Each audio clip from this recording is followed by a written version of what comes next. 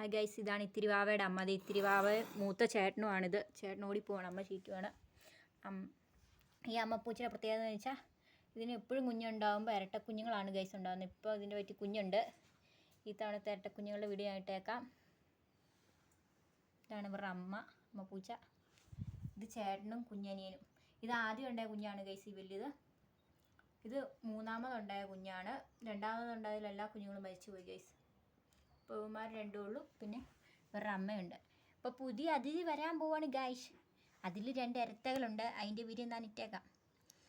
ഇതിൻ്റെ എല്ലാ ഇരട്ടപ്പൂച്ച കുഞ്ഞുങ്ങൾക്കും ഈ അമ്മപ്പൂച്ചയുടെ കളറാണ് ഗൈസ്. കഴിഞ്ഞ 2ാമത്തെ സീസണിൽ ഒരേപോലത്തെ കളറായിരുന്നു. അല്ല, ഇതിൻ്റെ കളറും പിന്നെ വെള്ളയോട് ചേർന്നായിരുന്നു.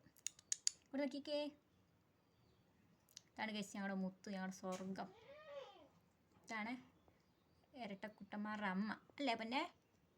പാവ ക്ഷീണമായി ഗൈസ്. വീട്ടിൽ കുഞ്ഞുള്ളതുകൊണ്ട് ക്ഷീണമായിട്ട് അങ്ങനെ ഇരിക്കുവാണ്. ശല്യം ചെയ്യണ്ട.